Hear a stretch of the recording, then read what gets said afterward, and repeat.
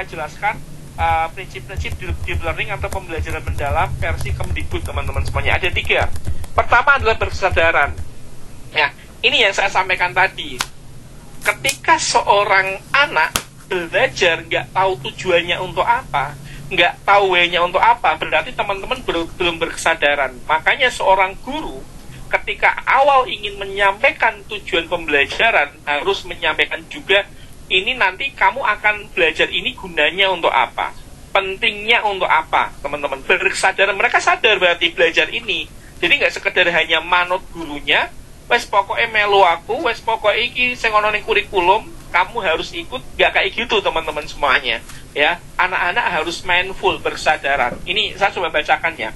Pengalaman belajar peserta didik yang diperoleh ketika mereka memiliki kesadaran untuk menjadi pembelajaran, memiliki kesadaran, ya, menjadi pembelajaran aktif yang mampu meregulasi diri. Jadi dia paham, why, kenapa belajar ini, kenapa belajar itu, gunanya untuk apa. Kalau gagal aku harus ngapain, biar berhasil aku harus apa gitu. Peserta didik memahami tujuan pembelajaran ini, makanya seorang guru di awal ketika akan masuk tujuan pembelajaran ini penting menyampaikan manfaat dari tujuan pembelajaran. Termotivasi secara intrinsik, bukan karena iming-iming. Anak-anak, kalian harus belajar karena hari ini bapak bawa hadiah. Gitu. Intrinsik itu mereka punya kesadaran diri, bukan belajar karena motivasi ekstrinsik.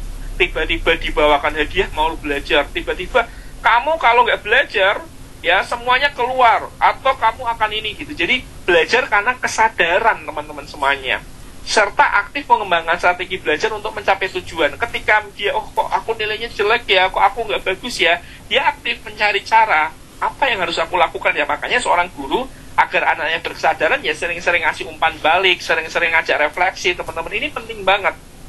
Makanya ini menurut saya bagus banget ketika ini bisa diterapkan teman-teman semuanya. Ini contohnya ya, guru mengajak siswa mendiskusikan mengapa materi ini penting dan bagaimana mereka bisa menerapkan dalam kehidupan sehari-hari. Ayo, pernah nggak Bapak Ibu menyampaikan kayak gitu sama murid-muridnya? Nah, ini penting loh, gunanya untuk ini loh.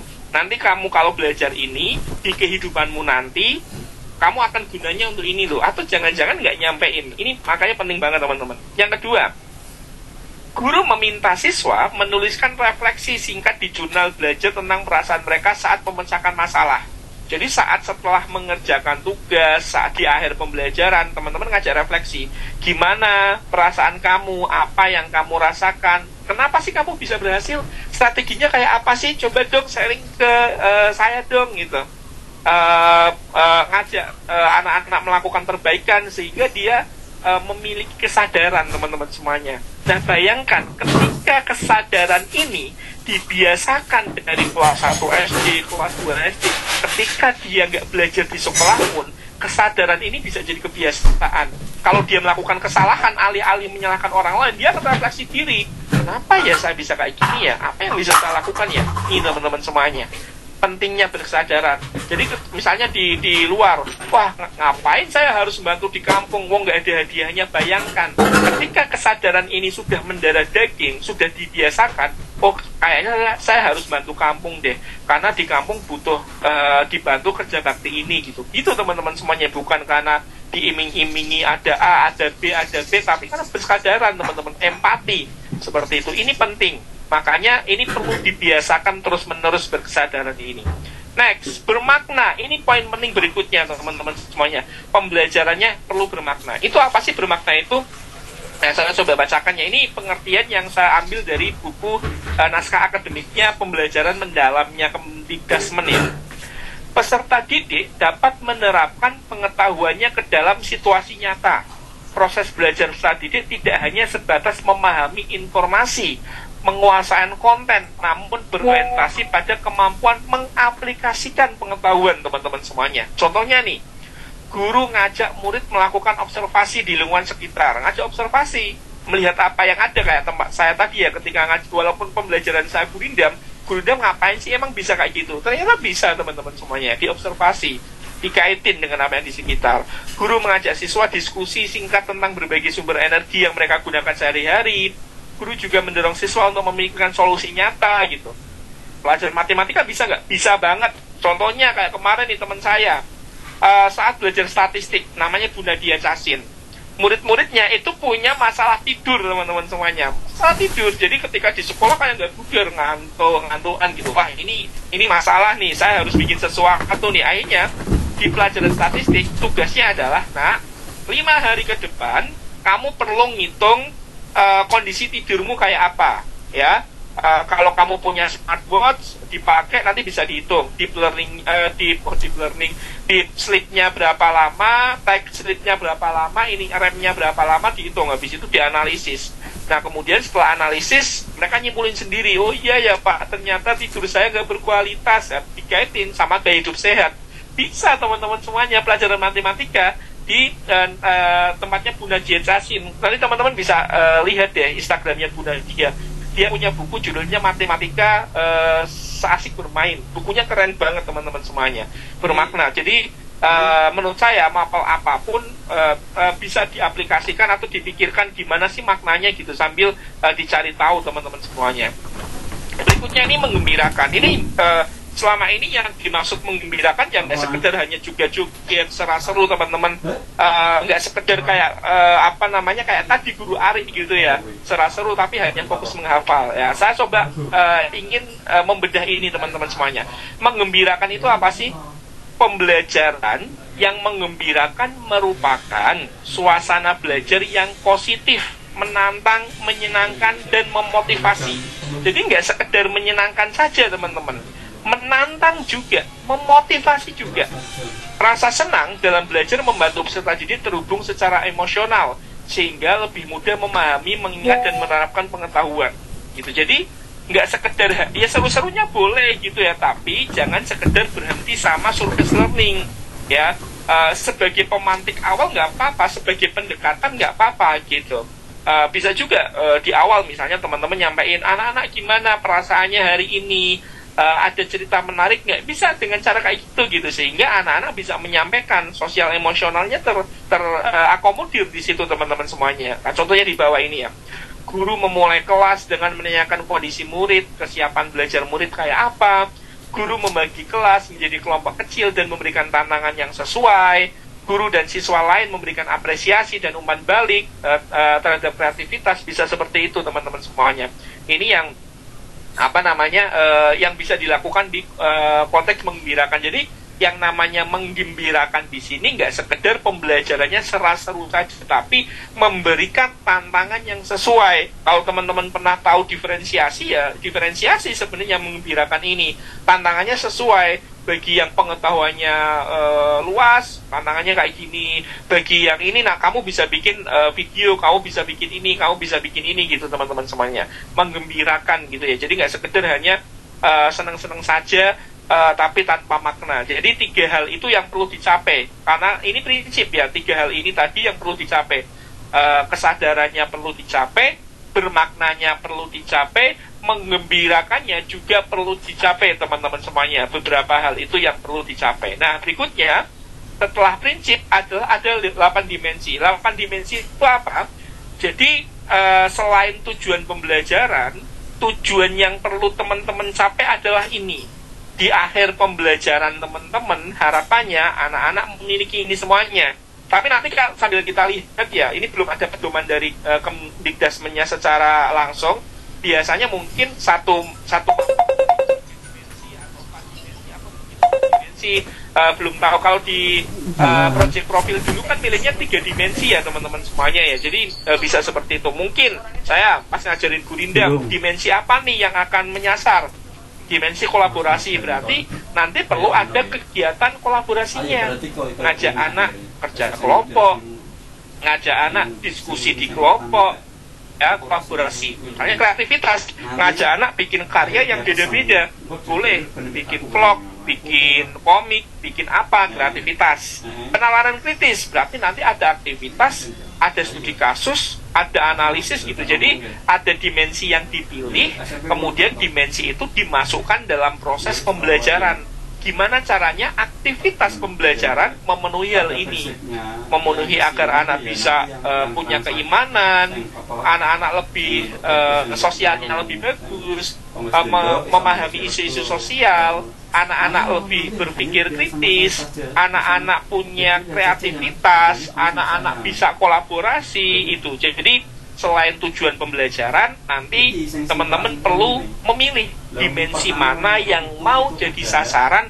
di pembelajaran teman-teman itu. Tapi sekali lagi belum muncul gitu ya pedoman langsungnya. Kalau saya lihat di P5 dulu kan milihnya 3. Kalau saya biasanya 3 atau 2 dulu teman-teman, seperti itu.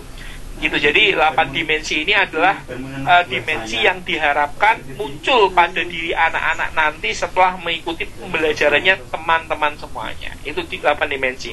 Nah, pengalaman belajar yang diharapkan dari proses deep learning menurut naskah akademiknya Kemdikdasmen itu ada 3. Ada proses memahami, ada proses mengaplikasikan, ada proses merefleksikan teman-teman semuanya. Jadi di memahami itu anak-anak punya pemahaman esensial, pengetahuannya aplikatif, pengetahuan nilai dan karakter, kemudian nanti bisa diaplikasikan terus direfleksikan, diregulasi diri. Ada prosesnya teman-teman semuanya. Ya. Oke, contohnya ini di tahap memahami. Jadi di awal misalnya nih, kayak saya pas ngajar gurindam tadi, ada proses memahami. Jadi memahami itu nggak saklek hanya sekedar, nak gurindam itu ini loh, cara-caranya ini loh. Itu mungkin cara saya terdahulu teman-teman, nggak inquiry. Nah ketika saya belajar tentang inquiry, ya memahaminya dengan cara yang menyenangkan kayak tadi. Saya ngajak anak-anak untuk menganalisis video, saya putarkan media belajar tadi, kemudian saya ngajak anak-anak untuk analisis. Nak, coba nak, analisis lirik yang ada dalam lagu tadi. Perhatikan bagaimana rimanya, bagaimana jumlah barisnya, bagaimana polanya. Kemudian setiap kelompok akan berdiskusi teman-teman semuanya. Habis itu diskusi kelompok, menemukan hal-hal yang ditanyakan guru. Setiap kelompok melakukan presentasi dan saling memberikan feedback. Guru menyimpulkan hasil presentasi dan mengenalkan apa itu gurindam. Udah, mereka udah paham apa itu gurindam, kenapa gurindam itu ada, gunanya untuk apa, di tahap memahami. Nah, untuk lebih lanjut lagi, agar gurindam nggak sekedar sampai situ, saya bertahap ke tahap aplikasi teman-teman semuanya. Saya ngajak anak-anak observasi sekolah yang seperti tadi saya sampaikan, melihat permasalahan yang ada di sekitar sekolah. Aplikasikan ilmu gurindamnya. Sebelum observasi, guru memberikan rubrik observasi sehingga apa yang dilakukan sesuai. Kelompok murid melakukan observasi, bisa tempat parkir, perpustakaan, kantin, pembuangan sampah, taman sekolah, dan lain sebagainya. Setelah observasi, murid mempresentasikan penemuannya di kelas. Guru dan murid bersama-sama menuliskan masalah-masalah yang ditemukan di sekolah. Dan sepakat untuk membuat kampanye sosial untuk mengatasi masalah dengan format gurindam. Teman-teman semuanya diaplikasikan, ya, sebab akibat, dan dikemas ke dalam berbagai bentuk. Boleh poster, boleh video, boleh komik, boleh vlog. Diaplikasikan. Nah, setelah mereka bikin, mereka selesai, habis itu direfleksikan. Terakhir meregulasi diri, yaitu direfleksikan teman-teman semuanya. Guru memberikan feedback karya murid. Ya, jadi setelah mereka bikin karya, saya sebagai seorang guru ngasih feedback, sebagai fasilitator ngasih feedback. Mana yang sudah bagus, mana yang perlu diperbaiki, ada yang nggak nyambung tentang gurindam, padahal pelajarannya gurindam, itu perlu disampaikan. Guru memandu diskusi reflektif dengan mengajukan beberapa pertanyaan. Apa yang membuat karya kalian lebih bermakna ya nak? Nih, jadi agar anak-anak berpikir kritis juga teman-teman semuanya. Kenapa sih anak sekarang banyak terkena hoax? Ya karena kita hanya sebenarnya ketika ngajar hanya nyampein saja, nggak ngajak anak untuk berpikir teman-teman semuanya. Bagaimana proses ini memengaruhi cara kalian berpikir tentang isu sosial? Apa yang dapat kalian terapkan di kehidupan nyata dari pembelajaran ini? Habis itu nanti antar murid bisa saling apresiasi. Murid A, murid B, murid C gitu teman-teman semuanya. Jadi seperti itu prosesnya gitu ya. Ada memahaminya, ada mengaplikasikannya, ada merefleksikannya. Ini pengalaman belajar yang diharapkan dari pembelajaran deep learning-nya Kemdikdasmen gitu ya. Ini saya ambil dari naskah akademiknya Kemdikdasmen. Nah, terakhir pertanyaan pemantiknya ini. Jadi pembelajaran apa yang paling cocok pada deep learning teman-teman semuanya? Yaitu pembelajaran berbasis project. Jadi pembelajaran yang berbasis project, pembelajaran inquiry, teman-teman berproses berperan sebagai fasilitator, nggak sekedar hanya satu pihak yang menyampaikan informasi saja, nggak satu pihak yang ceramah saja, tapi pembelajaran yang benar-benar mengajak siswa berpikir, mengkaitkan dengan dunia nyata dan lain sebagainya. Terakhir, mungkin setelah ini ada sesi tanya jawab. Kalau teman-teman ada insight dan lain sebagainya, bisa mention Instagram saya di Rizky Rahmat atau Jangan Jadi Guru. Mungkin sesi saya pemaparannya sampai itu aja, tapi barangkali setelah ini ada tanya jawab, saya persilakan teman-teman semuanya yang ingin bertanya. Saya kembalikan ke moderator, silakan Pak Satria. Baik, terima kasih banyak Pak Rizky. Wah, ini insight saya bukan hanya dari sisi teoritis dan juga naskah akademik, tapi tadi juga langsung banyak praktek-praktek yang langsung dan dalam bentuk yang ternyata sudah dilakukan juga oleh Pak Rizky. Menariknya juga adalah ternyata yang tadi ini baru membahas gurindam saja loh Bapak Ibu.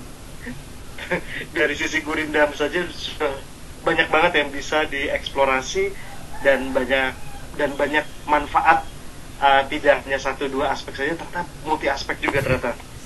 Kita boleh tepuk tangan untuk Pak Rizky. Terima kasih banyak Pak Rizky. Baik Bapak Ibu Sobat Kupu-Kupu, Pak Rizky ini juga pertanyaan-pertanyaan juga sudah banyak yang masuk. Kita menggunakan Google Form karena kita untuk agar meminimalisir banjir di chat box, jadi kita alihkan ke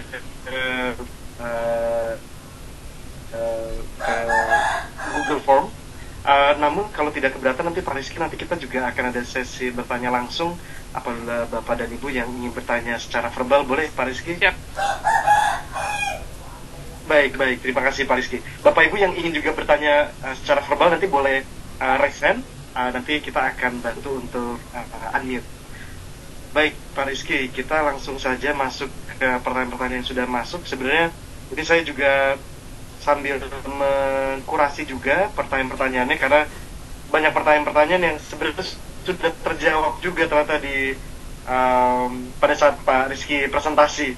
Jadi mungkin bagi Bapak Ibu yang pertanyaannya belum terjawab, karena saya lihat bahwa itu sudah terjawab di presentasi Pak Rizky. Nah ini saya mulai dengan pertanyaan dari Ibu Wiji Eka Lestari. Ini Citra Rizky. Ibu Wiji Eka Lestari ini dari Pacitan, dan Ibu Citra Rizky ini dari SDN Baru Rambat Kota. Ini satu pertanyaan dari Zoom, satu pertanyaan dari YouTube. Ini pertanyaan ini adalah terkait jenjang proses intervensi deep learning pada murid-murid kita, Pak Rizky. Jadi apakah ada penerapan deep learning ini ada dalam tanda kutip kita menyesuaikan pedagogi masing-masing jenjang? Kalaupun ada pengkategorisasian untuk intervensi deep learning per jenjang tersebut, apakah ada referensinya? Dan pertanyaan berikutnya ini terkait PAUD, apakah ada pengalaman khusus juga, misalkan audiens saya Pak Rizky juga yang di ranah PAUD, apakah memang deep learning ini bisa sampai di jenjang PAUD juga ya? Karena kan paling kompleksitasnya lebih lagi tuh biasanya tuh, karena bukan hanya berpikir tentang senang atau tidaknya, tapi bagaimana pedagogi yang di jenjang PAUD ini belum bisa menerima semuanya, tapi harus efektif, efektif mungkin. Mungkin dari pertanyaan itu dulu, mulai kita masuk pertanyaannya, sesi pertanyaannya.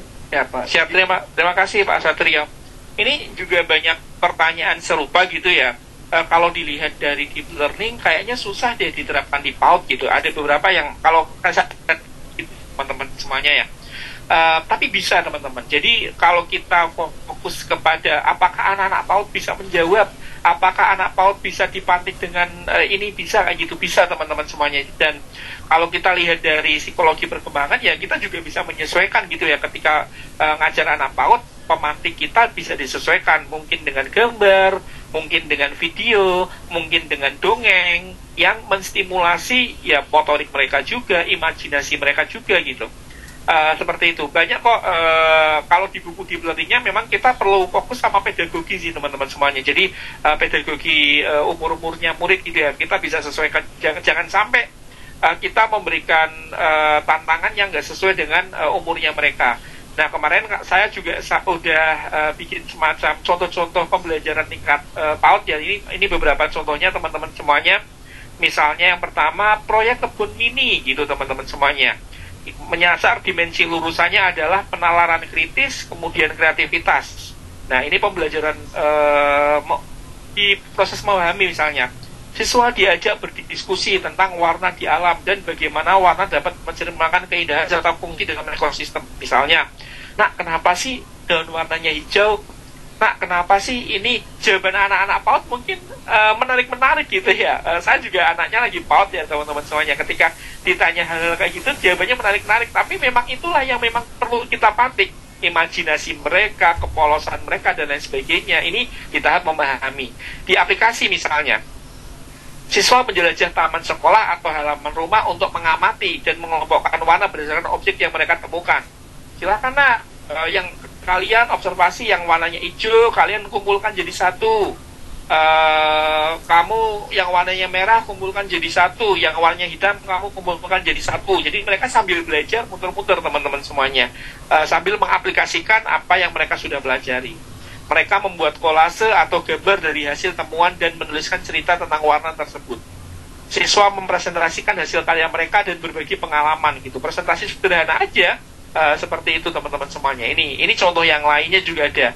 Eksperimen sederhana apa yang mengapung dan tenggelam, bisa kayak gitu.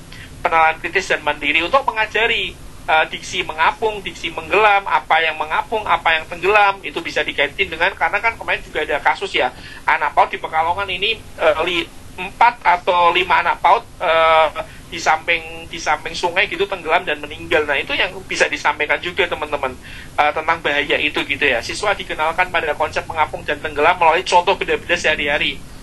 Teman-teman bawa baskom, kemudian bawa satu batu, satunya apa gitu ya. Kemudian anak-anak bisa melihat itu. Guru menjelaskan prinsip dasar di balik fenomena ini. Diaplikasikan. Siswa menguji berbagai benda kecil. Ayo, kamu punya benda apa aja? Kamu punya benda apa aja gitu. Kemudian dalam wadah berisi air untuk mengamati apakah benda tersebut mengapung atau tenggelam. Mereka mencatat atau mungkin guru bantu mencatat ya. Nanti ditempel, nggak sekedar nggak harus mencatat sih, menempelkan juga boleh. Ya, menggambar juga boleh. Nah, kalau mengapung gambar di sini ya. Mungkin gurunya udah bikin semacam tabel T yang mengapung, yang ini tapi pakai gambar gitu ya. Nanti mereka akan gambar teman-teman semuanya. Siswa kemudian refleksi. Siswa membuat kolase atau buku kecil tentang hasil eksperimen dan membagikan temuan menarik. Itu juga dikaitin. Ada sesuatu yang mengapung dan tenggelam loh lah. Nah, gurunya bisa nyampein dongeng di akhir untuk ngajak refleksi. Itu boleh banget teman-teman. Contoh yang lainnya banyak banget di sini. Proyek petualangan serangga. Kemudian proyek mencari benda dengan warna yang sama dan lain sebagainya. Jadi gitu Pak Satrio menurut saya. Jadi bisa banget ya disesuaikan dengan jenjang PAUD. Kalau anak PAUD lebih harapannya imajinasinya meningkat ya banyak-banyaknya dongeng, studi kasusnya pakai dongeng. Anak PAUD nggak bisa nulis ya bisa pakai gambar, bisa pakai cap tangan. Cap tangan 1 jika kamu setuju, cap tangan 2 jika kamu nggak setuju, bisa kayak gitu. Jadi motoriknya biar ikut juga. Seperti itu Pak Satrio kalau dari saya. Baik, terima kasih banyak Pak Rizky. Ini juga menjawab, sebenarnya cukup banyak menanyakan hal yang sama. Jadi semoga Bapak Ibu yang juga menanyakan hal yang sama terkait pedagogi khusus ya untuk PAUD bisa terjawab juga dari tadi Pak Rizky jelaskan. Pak Rizky, ini sebenarnya banyak pertanyaan-pertanyaan yang teknikal, jadi yang dikaitkan dengan matematika, dengan PAI. Nah, tapi mungkin itu sudah cukup banyak terjawab juga kalau melihat di sosial medianya Pak Rizky tuh, atau di webinar-webinar Pak Rizky sebelumnya. Dan tapi ini mungkin ada yang cukup unik Pak Rizky. Untuk ini mungkin bisa dibilang guru yang seringkali terneglect, kadang-kadang tidak terfokuskan di dalam sekolah, yaitu di sisi BK. Pak Rizky, ini pertanyaannya dari Ibu Regina dari SMP Saverius 4 Bandar Lampung. Ini beliau menanyakan terkait apakah pernah ada pengalaman Pak Rizky baik di audiens ataupun di sekolah Pak Rizky juga, atau pengalaman Pak Rizky pada umumnya terkait deep learning di bimbingan konseling? Karena seringkali kalau beliau di sini menjelaskan mengingat BK atau bimbingan konseling itu masuk kelas untuk bimbingan klasikal. Apakah ada insights mungkin Pak Rizky? Iya, menarik banget. Kembali lagi ke misalnya tujuan pembelajaran ya teman-teman semuanya ya. Misalnya BK kan tujuan pembelajaran misalnya agar anak nggak melakukan perundungan, agar setiap anak bisa kerjasama, bisa kolaborasi.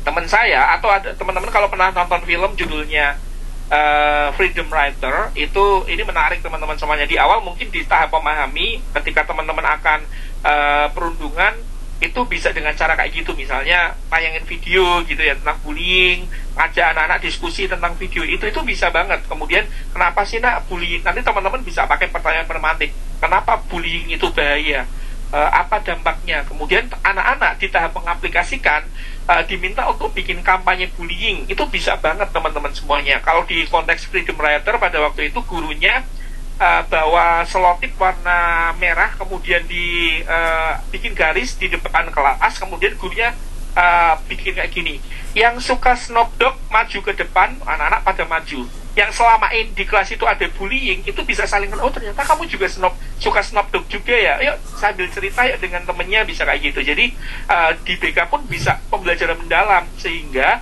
anak-anak bisa langsung praktek gitu. Yang suka, misalnya kalau di era sekarang, yang suka Manchester United gitu, bisa ke depan gitu, bisa, oh ternyata yang selama ini ngerasanya berbeda, dia kaya, dia miskin, dia sering bully, ternyata sama-sama suka MU gitu.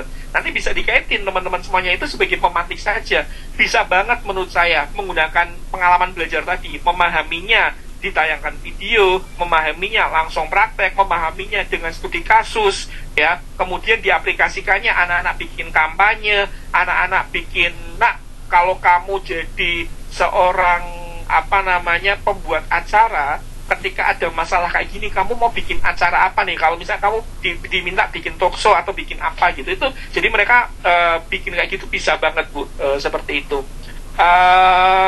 Atau nanti praktek langsung bagaimana nggak melakukan bullying dan lain sebagainya, di akhir direfleksikan. Yuk kita bikin nulis bareng-bareng, yuk kita sepakat bareng-bareng, yuk bahwa di kelas ini nggak akan ada bullying lagi, nanti ada tangan kontrak bareng, perjanjian bareng. Itu menarik banget sih. Jadi menurut saya BK yang semacam itu malah melibatkan, malah menarik sih bagi anak-anak. Gitu sih Pak Satrio kalau dari saya. Baik, terima kasih banyak Pak Rizky. Wah, itu juga ternyata saya ngeliat pertanyaan juga ada terkait BK juga ternyata. Jadi ada beberapa langsung terjawab. Oke, Pak Rizky, sebelum saya lanjut ke pertanyaan berikutnya, Bapak Ibu yang ingin bertanya langsung secara verbal, boleh langsung resen saja, nanti kita akan lihat siapa yang pertama resen. Oke, pertanyaan berikutnya, Pak Rizky, saya sambil melihat waktunya. Oke, kita mungkin masih ada waktu 10-15 menit lagi ya, Pak Rizky. Ini pertanyaan berikutnya dari Pak Frankie Dinar dari SMPN Satap 2. Nah, ini mungkin kalau saya coba elaborasikan, karena tadi di contoh yang diberikan Pak Rizky, seperti itu muridnya Pak Rizky juga, yang pada saat murid Pak Rizky diminta untuk bercerita. Jadi dia menggunakan foto dan yang lain-lainnya seperti itu. Nah, karena pertanyaan beliau adalah bagaimana meningkatkan minat dan rasa percaya diri anak untuk mau mengutarakan pendapatnya di depan kelas atau kepada teman-temannya.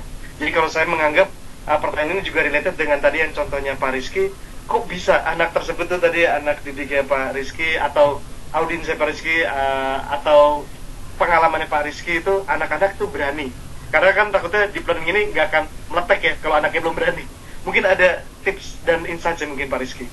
Yes, ini salah satunya di sisi kita teman-teman sebagai seorang guru. Kalau kita terbiasa one man show gitu ya, orang yang selalu tampil sendiri di depan kelas, ceramah, nggak pernah ngelibatin murid nggak akan terbiasa. Ketika murid diminta untuk berpendapat, kok kelasnya krik-krik ya? Ya jangan disalahin muridnya, karena kita nggak membiasakan itu. Yang pertama, mulai aja dulu, membiasakan anak berpendapat. Kemudian berikutnya adalah bikin pertanyaan yang relevan gitu kan, misalnya saat refleksi ya gitu. Nah, seandainya gitu ya, ada Doraemon di depan kamu dan dia bisa ngabulin 3 permintaan, kamu pingin apa nak di pelajaran ini gitu. Jadi alih-alih, nah apa sih tujuan kamu ikut pelajaran saya, kalau gitu kan mungkin terlalu tinggi ya, dikaitin dengan hal-hal yang relevan dengan anak. Seandainya ada Doraemon, seandainya ada kantong ajaib, sesuatu yang relate gitu teman-teman semuanya. Ini yang bisa dilakukan sehingga mereka bisa menyampaikan pendapatnya, itu yang pertama. Yang kedua, jangan, ya kita sepakat satu kelas gitu ya pada waktu itu ketika project 15 menit berbicara, kita sepakat kalau ada anak yang nggak bisa ngomong di depan, kita nggak boleh ngetawain. Kita semuanya belajar di sini. Jadi kita sepakat dulu kayak gitu teman-teman semuanya. Jadi kemudian yang kedua, kenapa mereka mau ngomong, mereka mau berpendapat, ya karena mereka ngomong apa yang mereka suka. Jadi bawa benda apa yang dia suka dan lain sebagainya teman-teman semuanya. Nah, salah satu caranya adalah kadang anak nggak mau ngomong di forum besar. Teman-teman bisa bikin kelompok-kelompok kecil dalam satu kelas, sehingga nanti pendapatnya mereka bisa di kelompok-kelompok kecil, nggak harus lewat verbal terlebih dahulu. Pendapatnya bisa dituliskan di sticky note, di kertas atau apa, dimulai dari hal-hal itu dulu aja. Nanti ketika teman-teman dapat sticky note, dapat pendapat dari muridnya, boleh dibahas. Nah, kenapa kamu kayak gini? Di kelompok, nggak harus di publik dulu. Tapi lama-kelamaan nanti bisa sedikit demi sedikit, karena terbiasa, tantangannya bisa ditambahin lagi teman-teman semuanya. Jadi memilih tantangan, kalau saya ibaratkan anak tangga ya, pingin anak kita jago berpendapat di nomor 5, ya kita nggak bisa langsung nomor 5. Nah, dulu di nomor 1. Oh, ini kayaknya nomor 1 udah bisa nih, naik dulu di nomor 2. Nah, kita perlu lihat anak tangga ini, scaffolding itu teman-teman semuanya.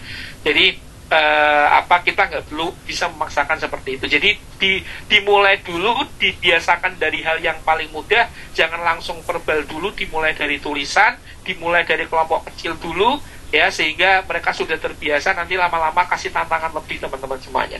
Itu Pak Satrio kalau pengalaman saya ya. Wah, keren Pak Rizky. Ini sebenarnya merimain lagi bahwa deep learning itu untuk membentuk budaya. Jadi tadi Pak Rizky benar-benar menekankan budaya dalam satu ekosistem pendidikan itu sendiri. Dan menarik lagi satu tips saya lagi, mulai dari hal terkecil itu nggak kepikiran sih sama saya tadi. Tapi iya benar. Itu ternyata terus kemudian dibikin anak tangganya sehingga anak itu punya bukan tidak kaget ya, jadi langsung satu sedikit-sedikit gitu dipupuk. Terima kasih banyak Pak Rizky, menarik sekali. Ini sebelum saya pertanyaan berikutnya, ini sudah ada yang resen juga. Boleh saya unmute untuk Pak Rahman Baha. Silakan Pak Rahman. Saya akan unmute lagi. Apakah bisa di unmute dari Pak Rahman? Ya, silakan Pak Rahman. Boleh. Assalamualaikum warahmatullahi wabarakatuh. Selamat sore. Pak Rahman, boleh tahu juga dari mana Pak Rahman? Oke, saya dari Kota Tual, Pak, Maluku, Pak. Oh, Kota Tua Maluku. Ya, dari Terima kasih Pak Rahman. Silakan Pak Rahman. Negeri tetap Kota Tual. Jadi menurut pengamatan saya dan pemahaman saya terkait pembelajaran deep learning ini, apakah deep learning ini tidak mengadopsi dari kurikulum K13 dengan kurikulum Merdeka?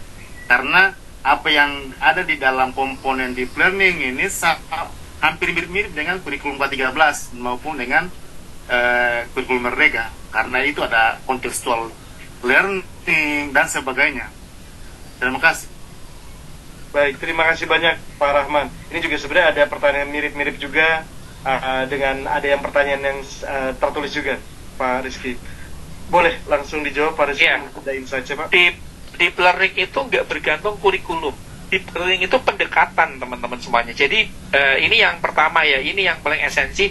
Deep learning itu nggak berkaitan dengan kurikulum, pendekatan, sehingga di kurikulum apapun bisa diterapkan. Bahkan buku deep learningnya karya Fulan itu tuh terbit kayaknya sekitar 2010-an teman-teman. Ya sebelum K13. Jadi makanya menurut saya tadi saya sampaikan ketika Pak Abe memunculkan istilah deep learning ini tuh kayak momentum. Momentum untuk apa? Momentum untuk kita berubah. Ya, walaupun kemarin misalnya udah dipantik dengan K13, pembelajaran yang kontekstual, walaupun udah dipantik dengan pembelajaran diferensiasi dan berpihak pada murid di pembelajaran kurikulum merdeka. Nah, harapannya dengan istilah deep learning ini momentum untuk kita melakukan transformasi pembelajaran yang tadinya kita satu arah menjadi fasilitator, yang tadinya sumber belajar kita atau asesmen kita LKS, sekarang asesmen kita harus berbasis kinerja gitu. Jadi menurut saya kurikulum apapun bisa menggunakan deep learning itu, jadi nggak perlu menunggu kurikulum apapun, dan ketika ini dijadikan nasional sih saya happy sih sebenarnya akan ini gitu, sehingga harapannya banyak kelas-kelas yang menerapkan pembelajaran kontekstual ini gitu ya, yang bermakna ini gitu Pak Satrio kalau dari saya. Baik, terima kasih banyak Pak Rizky. Oke, ini sebenarnya waktu kita cukup mepet. Saya mungkin boleh satu pertanyaan secara verbal lagi dan mengambil satu pertanyaan yang di Google Form, boleh Pak Rizky? Silakan. Oke, baik. Ini berikutnya ada Pak Hosni ya berarti ya. Pak Hosni Fauzi, boleh saya unmute? Pak Hosni, silakan Pak Hosni. Iya Pak Hosni. Selamat siang Pak Hosni, apakah bisa terdengar? Kami tidak dapat mendengar audionya Pak Hosni. Oke, karena waktu kita cukup mepet, mohon maaf Pak Hosni. Halo Pak Hosni. Halo, sudah terdengar Pak? Ya, sudah terdengar. Silakan Pak Hosni. Mohon maaf ada masalah dari mic tadi Pak. Ya, terima kasih Pak Rizky sama Pak Satrio, sangat menarik. Pertanyaan saya yang di ini chatbox sudah terjawab oleh Pak Rizky, yaitu tentang deep learning itu apakah sebuah metode atau pendekatan atau juga termasuk kurikulum, itu sudah terjawab. Cuman ada pertanyaan berikutnya, karena pendekatan ini kalau menurut saya itu fokus kepada murid yang ada di sekolah. Nah, bagaimana dengan pendekatan supaya terjadi budaya yang positif Pak? Jadi budaya positif itu kita alirkan ke setiap rumah. Artinya pembelajaran yang ada di sekolah bisa kita salurkan juga di rumah-rumah Pak. Nah seperti itu. Karena tidak menutup kemungkinan banyak orang tua yang sibuk bahkan kurang ngeh gitu Pak tentang pembelajaran siswa itu sendiri. Nah itu gimana menurut Bapak Rizky itu sendiri? Terima kasih Pak. Assalamualaikum. Waalaikumsalam. Terima kasih banyak Pak Hosni. Wah ini berarti sampai di elemen terluarnya juga ya? Iya benar.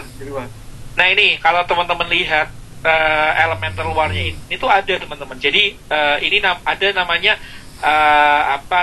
kemitraan pembelajaran. Jadi memang harapannya di deep learning itu teman-teman nggak bisa sendiri gitu. Jadi teman-teman nggak sekedar hanya menggunakan buku paket gitu ya. Tapi teman-teman bisa menggunakan kemitraan belajar. Bisa gandeng orang tua untuk bisa belajar bareng. Bisa gandeng orang tua untuk jadi sumber belajarnya murid. Bisa gandeng orang tua untuk itu bisa orang tua. Bisa juga komunitas. Komunitas bisa jadi sumber belajar. Komunitas yang peduli bullying, komunitas juru bahasa isyarat, komunitas ini di kemitraan belajar.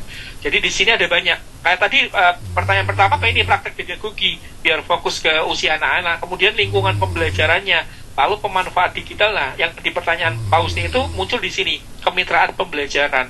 Jadi memang di deep learning itu kemitraan partnership gitu ya, pembelajaran dengan orang tua itu memang diharapkan teman-teman semuanya.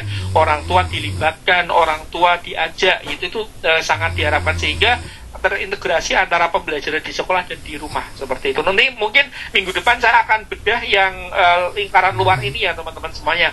Kita kan baru fokus ke beberapa lingkaran dalam, tapi lingkaran luar belum kita bahas. Mungkin itu Pak Satrio kalau dari saya.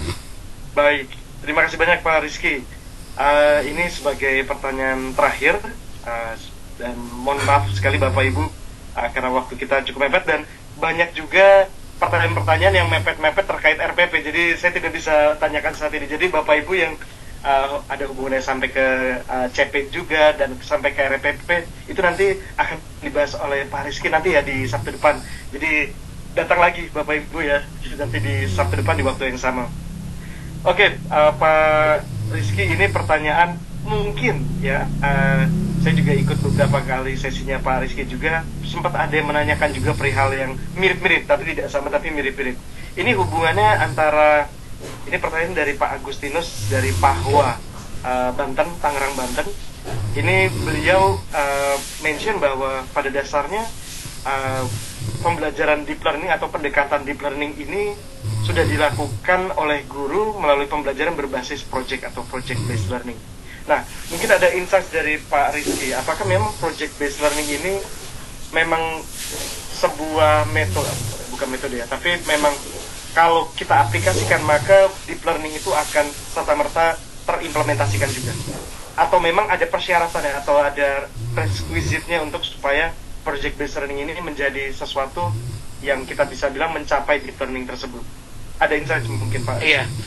Menurut saya deep learning itu tuh pendekatan, dan pendekatan itu tuh nanti bisa turunannya banyak. Bisa pembelajaran berbasis project, bisa pembelajaran inquiry, bisa pembelajaran apa. Tapi kalau teman-teman sudah menerapkan pembelajaran berbasis project, ya itu udah deep learning sih menurut saya, gitu ya. Karena di situ ada kalau deep learning itu kan mengaitkan apa yang ada di pembelajaran ke isu dunia luar gitu ya. Menurut Fulan kan kayak gitu, di mana bisa menyasar, ada kolaborasinya. Apalagi pembelajaran berbasis project pasti ada kolaborasi, pasti ada kreativitas, pasti ada berpikir kritis. Itu pasti muncul gitu teman-teman semuanya. Tapi menurut saya pembelajaran deep learning itu nggak harus pembelajaran berbasis project gitu. Jadi pembelajaran berbasis project itu pasti deep learning, tapi pembelajaran deep learning nggak harus pembelajaran berbasis project, bisa pembelajaran yang lainnya gitu. Kita coba bahas nanti pas bahas RPP ya teman-teman semuanya ya. Gitu Pak Satrio kalau dari saya. Terima kasih banyak Pak Rizky. Nah, ini Bapak Ibu, ini juga salah satu yang ditekankan kembali oleh Pak Rizky. Deep learning itu adalah sebuah pendekatan yang sebenarnya umbrella-nya, karena tadi di dalam satu pertanyaan, jawaban yang menjawab satu pertanyaannya tadi, bahwa deep learning ini adalah bukan membentuk sebuah kurikulum atau sebuah turunan metode-metode lagi, tapi membentuk budaya. Jadi itu yang mungkin kita remind kembali Bapak dan Ibu. Project based learning juga mungkin, kalau saya boleh tambahkan sedikit Pak Rizky, bisa jadi project based learning itu mungkin aja itu tidak bisa mencapai deep learning kalau pembawaan dari project based learning itu ternyata pasif. Ya gurunya, ya Bapak Ibu, anak-anak gitu, tolong kerjakan ini terkait air atau, tapi tidak ada deep learningnya di situ, elemen-elemen deep learning di situ, ya serta-merta tidak akan tercapai juga. Jadi yang tadi ternyata deep learning itu umbrella-nya Bapak Ibu yang disebutkan oleh Pak Rizky, turunannya bisa banyak.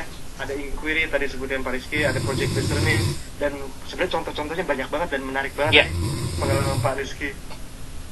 Oke, baik Pak Rizky, sebelum nanti kita tutup, Bapak Ibu Sobat Kupuku, karena nanti kita akan ada 2 pertemuan ya, pertemuan hari ini dan juga Sabtu depan kita akan bertemu lagi dengan Pak Rizky kembali. Oleh karena itu nanti tim Kupuku akan mencantumkan link feedback form yang ada. Nah, sudah muncul info absen. Ini feedback form ini selain juga untuk, kalau tadi Pak Rizky kan selalu bilang juga ada refleksi, ini juga Kupuku juga selalu merefleksikan nih. Semoga kita juga punya pembaharuan atau perkembangan supaya lebih mengakomodir kebutuhan Bapak dan Ibu juga. Jadi mohon Bapak Ibu bisa mengisi feedback form yang sudah disebarkan oleh tim Kupuku di chat box. Bagi Bapak Ibu yang memerlukan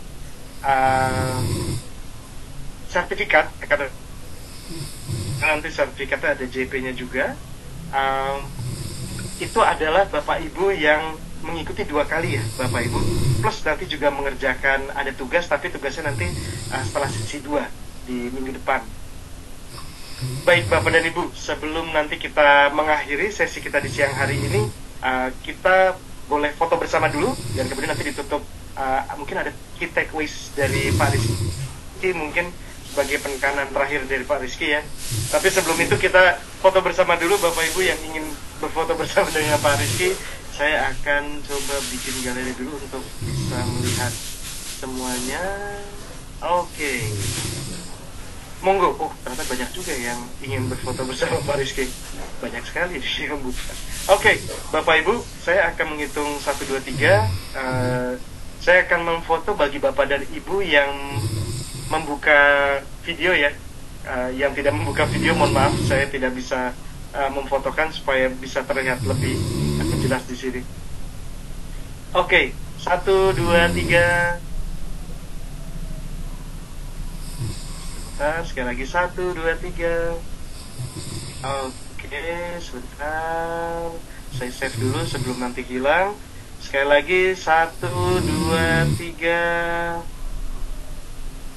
Nah, sekali lagi 1, 2, 3. Waduh, ternyata masih ada yang mau masuk lagi. Mohon maaf Bapak Ibu.